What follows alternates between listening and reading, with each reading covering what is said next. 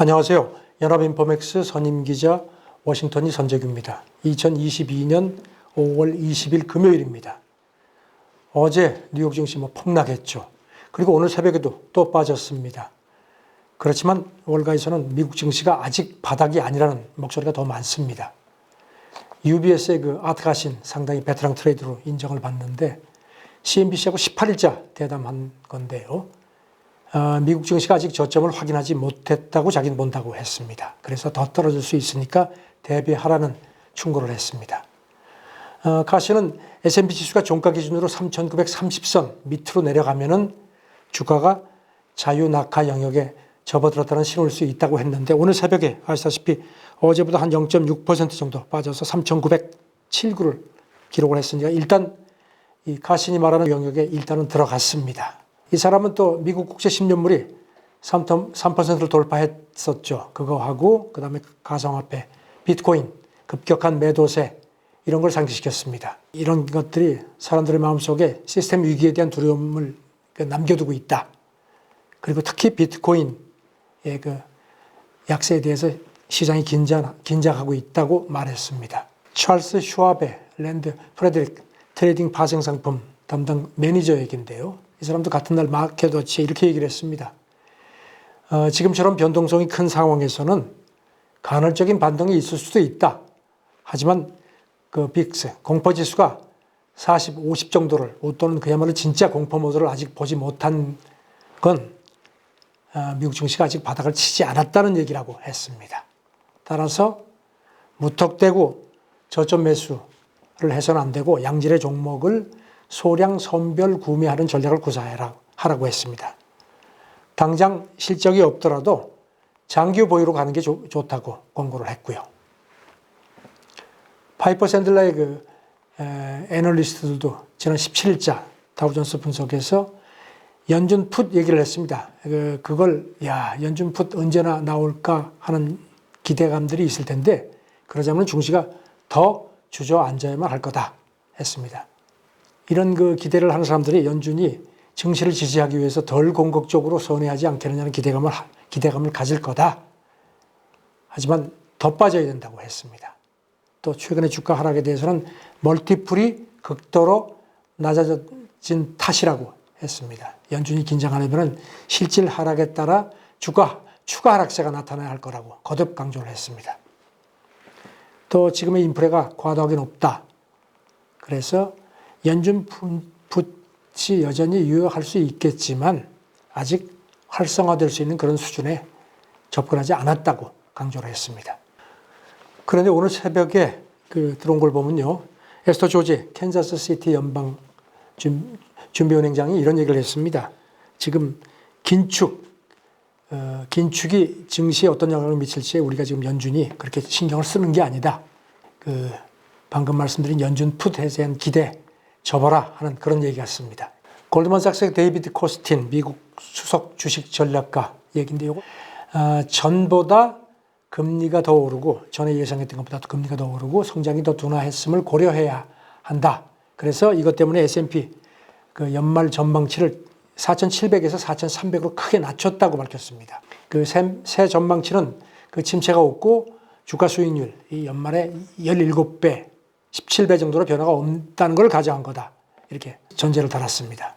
골드만삭스의 S&P 지수 새 전망치는 작년 말에 비해서 한 10%가량 낮아진 건데요. 그렇지만 침체가 만약에 오면은 S&P 지수가 한 11% 정도 더 빠질 거다. 그렇기 때문에 3,600까지 더 주저앉을 수 있다고 그렇게 덧붙였습니다.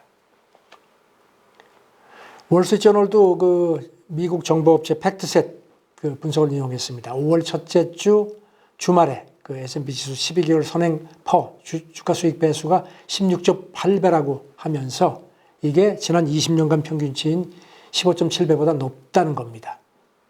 그러니까 S&P 지수가 올해 들어서 한 15%가량 빠졌지만 과거에 비해서 여전히 비싸다는 그런 해석이라고 덧붙였습니다. 보스턴 파트너에서는 이런 침체를 가정할 경우에 퍼가 13 내지 14배로 더 빠질 수 있다고 전망을 하기도 했습니다. 이렇게 모두가 지금 저점 매수, 그걸 손대지 말라고 이렇게 고개를 절레절레 흔드는 와중에도 아니다, 기회는 있다 하는 목소리들이 있습니다. 버핏 우선 남들이 두려워할 때 욕심을 내는 게 필요하다 이런 얘기를 했습니다. 사실 지금 그 버핏 투자회사인 그 버크셔 해서웨이는 작년 같은 경우는 투자할 곳이 마땅치 않다면서 현금을 대거 쌓아두었었는데 최근에 에너지를 중심으로 주식을 대거 사들이고 있다는 게 월스트리트저널 분석입니다. 버크셔가 그 지난 16일 그 미 증권거래위원회에 그 공시를 한 거를 인용을 했는데요. 그 전주에 옥시덴틀 석유회사 주식을 약 90만 주 이상을 사들인 걸로 그렇게 보고가 되었습니다. 그러니까 지난 2월 말부터 이 옥시덴틀 주식을 사들이기 시작해서 현재 버크셔의 10대 보유 종목이 된 정도로 많이 늘어난 걸로 되어 있습니다. 이 밖에도 그리고 버크셔 해서웨이는 또 지난 몇 달 사이에 쉐브론하고 마이크로소프트가 인수를 발표했죠. 게임업체 액티비전 블리자드, 그 다음에 휴렛 패커드, 시티그룹, 그리고 엘리 파이낸셜 지분도 사들인 걸로 나타났습니다. 애플 지분도 계속 늘려온 걸로 되어 있고요. 반면에 1989년부터 갖고 있던 그 웰스파고는 대부분 정리를 한 걸로 나타났습니다.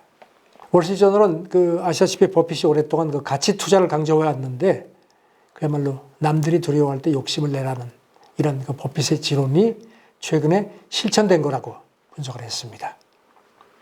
이런 버핏 전략에 대해서 그 REL 인베스트먼트는 이렇게 해석을 했습니다. 쉐브론하고 옥시덴탈에 투자한 게 원자재 가격이 당분간 고공행진할 걸로 기대하기 때문이라고 했습니다. 또 에너지주가 올 들어서 S&P 그 지수 업종 가운데 가장 좋은 주가 흐름을 나타내는 점도 상기시켰습니다. 에드워드 존스의 그 짐 셰너헨 해석은 이렇습니다. 버핏이 선호해온 낮은 밸류 그리고 주주환원이란 두 가지 기준을 충족하는 종목이 최근 에너지다 이렇게 설명을 했습니다. 이거하고 함께 은행 투자는 전통적으로 밸류가 낮은 반면에 배당에서 유리한 점이 고려됐을 거라고 분석을 했습니다. 그런가 하면 모닝스타의 그 세케라 수석 전략가는요. 미국 증시 매도세가 자기가 보기에는 과하다. 그래서 대형 기술주 같은 거를 저가 매수하는 게 어떠냐고 공고를 했습니다. 미국 증시가 매우 과하게 그리고 매우 빠르게 하락해서 지금 저평가 영역에 들어왔다. 특히 성장지 중심으로 단기적으로 지나친 약세라고 이 사람은 진단을 했습니다. 그러면서 현재 자기네가 그 추정한 공정가치 대비 한 15% 정도 할인되어 있다고 평가를 했고요. 이런 저평가가 특히 알파벳, 아마존, 마이크로소프트, 메타 플랫폼 같은 특히 올해 최근에 심하게 흔들렸죠. 이런 소수 대형주에 집중되어 있다는 분석을 했습니다. 그래서 이런 종목 시세가 올 들어서 시장 평균에 많이 뒤처져 있지만 장기 투자자는 여전히 관심을 가질만 하다고 자기들은 확신한다는 겁니다. 그래서 이 네 개 종목이 모두 지금이 매입 적기라고 거듭 지적을 했습니다. JP모건의 그 콜라노비치 수석 전략가도요. 비즈니스 인사이더 16일자 분석인데요. 미국 증시가 침체 위험을 너무 많이 반영을 한 것 같다. 그러면서 미국 증시가 기업 실적 호조 덕택에 결국은 회복세로 가지 않겠느냐. 그래서 증시가 지금 침체 위험을 너무 많이 품고 있는데 이게 실현되지 않는다면 큰 폭 반등도 가능하다고 봤습니다. 콜라노비치는 그러면서 현재 미국 증시가 그 단기 침체 확률을 한 70%가량 반영하고 있다고 본다. 그래서 연준의 그 매파 성향이 고점에 도달하면 위험자산 탄력이 뒷받침되지 않겠느냐고 봤습니다. 또 최근 채권금리가 급등, 이제 조금 좀 주저앉았죠. 그리고 또 금융 여건이 조여짐에 따라서 연준의 매파 성향이 누그러질 여지가 있다는 게 이 사람의 분석이 이제 전망입니다. 따라서 이런 상태에서는 잠재적 주가 상승에 대비하기 위해서 신흥시장 주식을 보유하고 중국 종목 비중 확대도 유지하는 게 좋겠다고 했습니다. 또 석유 등 에너지 관련 주식은 계속 오를 거다. 그래서 어떤 설사 하락을 해도 저가 매수 기회라는 점을 잊지 말라고 덧붙였습니다. 이런 가운데 그 엘 에리어는요, 지금 미국 증시 패턴이 근본적으로 바뀌었다는, 그러니까 매도세의 패턴이 바뀌었다는 진단을 내놓았습니다. 미국 증시 폭락은 자기가 볼 때 새로운 매도세에 접어들었다는 그런 신호다. 우리가 지금까지 봐온 그런 매도세하고는 전혀 다르다는 겁니다. 그 전 매도세들은 그 금리 공포라든가 금융 긴축 때문에 나타났는데 이제는 성장 공포와 관련한 매도세로 바뀌었다는 겁니다. 그러면서 채권 시장을 봅시다. 그간의 매도장과는 달리 채권 가격이 지금 상승, 수익률 하락이죠. 그래서 이거는 새로운 매도세를 뒷받침한 거라고 진단을 했습니다. 엘리더는 이런 패턴 변화가 트레이딩 기회로도 이어질 수 있다고 했습니다. 지금 시장이 여전히 매우 취약하지만 기회는 있을 수 있다. 주요 경제국 성장이 둔화하는 상황에서 글로벌 경제 환경이 서로 다르다는 점을 상기시켰습니다. 그러면서 엘리더는 인플레는 한동안 문제로 계속 남을 거다. 쉽게 해결 안 된다는 겁니다. 그래서 현재로서는 현금 그리고 현금성 자산을 보유하는 게 좋겠다. 그리고 물론 물가가 높기 때문에 현금 가치가 떨어지겠지만 지금 같은 성장 폭풍이 지나가기 전까지는 그래도 현금을 갖고 있는 게 괜찮은 피난처다. 이렇게 권고를 했습니다. 지금 미국 침체 얘기들이 많은데 그 침체가 과연 어느 정도 깊이 얼마나 갈 거냐에 대한 관심들이 많은데요. 이걸 좀 조사를 했습니다. 웰스파고 우선 웰스파고 그 CEO 얘기인데요. 지난 17자 월스트리트저널 주최 행사에서 이렇게 얘기를 했습니다. 침체를 피하는 게 어렵다 하면서도 미국 기업하고 소비자가 여러 측면에서 여전히 재정적으로 건전한 상황이다. 그러면서 어떤 침체가 오더라도 그 정도가 짧고 그렇게 깊지 않도록 완충제를 제공할 수 있는 그런 상황이기 때문에 자기는 희망을 잃지 않고 있다고 했습니다. 이런 가운데 컨퍼런스 보드가 대기업 CEO들을 조사한 게 있는데요. 절반 이상이 앞으로 침체가 올 거다 이렇게 예상을 했습니다. 컨퍼런스 보드 2분기 CEO 신뢰지수 조사 결과인데요. 응답자의 57%가 앞으로 몇 년 정도 물가 상승률이 둔화를 하겠지만 미국이 아주 짧고 약한 침체를 겪을 거라고 전망을 한 걸로 되어 있습니다. 반면에 20%는 역시 인플레가 앞으로 몇 년 계속 높은 수준을 유지할 거라고 하면서 이것 때문에 미국 성장이 상당히 둔화하는 스태그플레이션이 불가피할 거라고 봤습니다.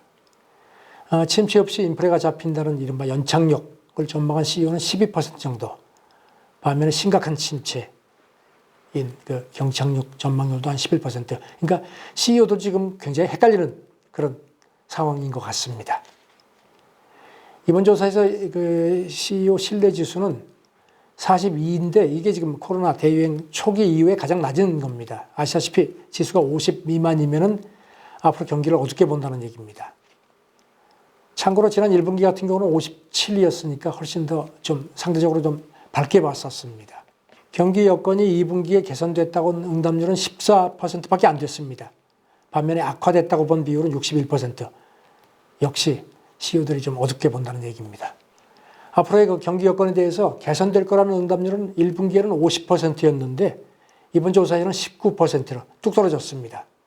자본 지출 증가 예상률도 이게 48%였던 게 38%로 내려갔습니다. 조사를 담당한 컨퍼런스 보드 부사장 얘기인데요. 물가 상승률이 너무 높고 임금은 물론 이거보다는 조금 좀 낮지만 역시 임금도 계속 좀 올라가고 있다. 그런데 이런 비용을 소비자에게 전가하는 게 사실 대부분 기업이 여의치가 않다. 그래서 경영 환경이 매우 어려워졌고 그래서 CEO들이 더 어둡게 보는 거라고 그렇게 진단을 했습니다. 오늘 새벽에 월가 주요 투자은행들이 분석한 것도 어둡습니다. 도이체방크 같은 경우는 지금 경기 침체가 오면은 S&P 지수가 3,000까지 떨어질 수도 있다고 봤습니다. 그리고 도이체방크는 또 미국의 경기 침체하고 연준 긴축과의 그걸 상기시켰는데요. 과거 연준이 11차례 긴축기에 8번 침체가 왔다. 한 73% 확률이라는 점을 상기시켰습니다. 뱅크 오브 아메리카의 서브라마니언 주식 퀀트 전략가 이 사람은 스태그플레이션 시나리오를 다시 상기시키면서 S&P 지수가 더 빠질 수 있다는 점을 얘기를 했습니다. 그러면서도 투자 관점에서는 에너지가 올해 S&P 지수 가운데 유일한 긍정적인 섹터라는 점을 얘기를 했고요. 또 실질금리가 다시 플러스로 바뀌었지만 아직 파티를 할 때는 아니다. 이렇게 강조를 했습니다. 여전히 어둡습니다. 터널의 끝이 있다고 하는데 그 터널 끝이 아직은 보이지 않는 것 같은데 그래도 희망을 잃지 않고 매번 드리는 말씀이지만 침착하게 냉철하게 판단을 하시길 바랍니다. 감사합니다.